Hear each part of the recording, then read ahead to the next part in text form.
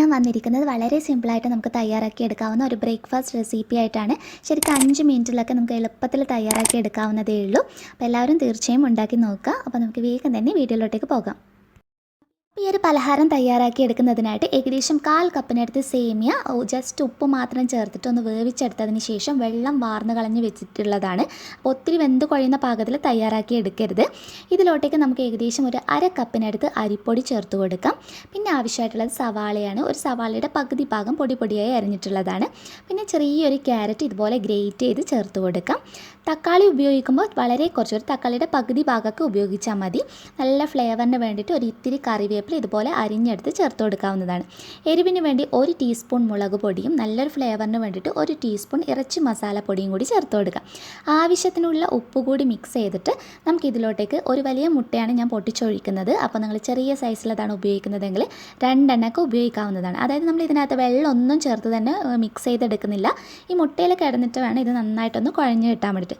ഒന്നൊക്കെ ഉപയോഗിക്കുമ്പോഴത്തേക്ക് തന്നെ ശരിക്കും നന്നായിട്ട് നമുക്കിതുപോലെ ഒന്ന് കുഴച്ചെടുക്കാൻ കഴിയും. ഈ സമയത്ത് ഉപ്പും അതുപോലെ മുളക് പൊടിയൊക്കെ കൂടുതൽ വേണമെന്നാണെങ്കിൽ നോക്കിയിട്ടൊന്ന് അഡ്ജസ്റ്റ് ചെയ്താൽ മതി. ഇനി ഇത് ഫ്രൈ ചെയ്തെടുക്കുന്നതിനായിട്ട് ഒരു പാൻ വെച്ച് അത് നന്നായി ചൂടായി വരുമ്പോൾ 2-3 ടേബിൾ സ്പൂണിനടുത്ത് വെജിറ്റബിൾ ഓയിലാണ് ഞാൻ ചേർക്കുന്നത്. ഇതിന് പകരം നിങ്ങൾക്ക് ബട്ടറോ നെയ്യോ ഉപയോഗിക്കാവുന്നതാണ്.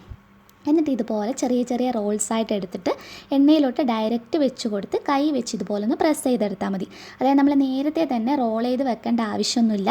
നമ്മൾ ചുട്ടെടുക്കുന്ന ഓരോ സമയത്തും ഇതുപോലെ ചെറിയ ചെറിയ റോൾസായിട്ട് നമുക്കൊന്ന് പരത്തിയെടുക്കാം. അപ്പോൾ ഇതുപോലെ നമുക്ക് മുഴുവനൊന്ന് റെഡിയാക്കിയെടുക്കാം.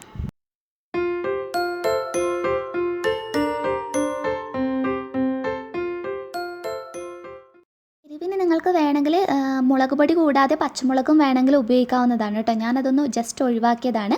അപ്പോൾ ഒരു സൈഡ് ചെറുതായിട്ട് മൊരിഞ്ഞ് വരുമ്പോൾ ഇതുപോലെ തിരിച്ചിട്ട് കൊടുത്തിട്ട് ഒരു ഗോൾഡൻ ബ്രൗൺ കളറാകുന്നത് വരെ വേണം ഇത് റെഡിയാക്കി എടുക്കാൻ വേണ്ടിയിട്ട്. സേമിയൊക്കെ നല്ലതുപോലെ കുക്കായിട്ടുള്ളത് കൊണ്ട് തന്നെ ഇത് പെട്ടെന്ന് തന്നെ നമുക്ക് ശരിക്കും ഒരു 2 മിനിറ്റിൽ തന്നെ ഇത് റെഡിയായി കിട്ടും. നല്ല മൊരിഞ്ഞിട്ടാണ് ഉണ്ടാവുക. വളരെയധികം ക്രിസ്പി ആയിട്ടുള്ള ഒരു സ്നാക്കാണ്. ഇതിൻ്റെ കൂടെ കറിയുടെ ഒന്നും ആവശ്യമില്ല. അപ്പോൾ കുട്ടികൾക്കൊക്കെ ആണെങ്കിൽ സോസിലൊക്കെ മുക്കി കഴിക്കാൻ ഭയങ്കര ഇഷ്ടമായിരിക്കും. അപ്പോൾ ആദ്യത്തെ നമ്മുടെ സ്നാക്ക് ഇവിടെ റെഡി ആയിട്ടുണ്ട്. നല്ല ടേസ്റ്റാണ്. അപ്പോൾ എല്ലാവരും ട്രൈ ചെയ്ത് നോക്കുക. ഇത് ശരിക്കും ബ്രേക്ക്ഫാസ്റ്റ് ആയിട്ടും അതുപോലെ തന്നെ വൈകുന്നേരങ്ങളിൽ സ്നാക്കായിട്ടൊക്കെ നമുക്ക് ഉപയോഗിക്കാവുന്നതാണ്. അപ്പോൾ ഇതിൻ്റെ ഉൾഭാഗം ഞാനൊന്ന് ജസ്റ്റ് പൊട്ടിച്ചിട്ട് കാണിച്ചു തരാം. ഇത് നമ്മൾ ചൂടോടുകൂടി സെർവ് ചെയ്യുന്നതാണ് കേട്ടോ ഏറ്റവും നല്ലത്. അപ്പോൾ എല്ലാവരും തീർച്ചയായും ട്രൈ ചെയ്ത് നോക്കിയിട്ട് നിങ്ങളുടെ അഭിപ്രായം അറിയിക്കാൻ മറക്കരുത്. നെക്സ്റ്റ് വീഡിയോയിൽ വീണ്ടും കാണാം. അതുവരെ ടേക്ക് കെയർ. Bye bye.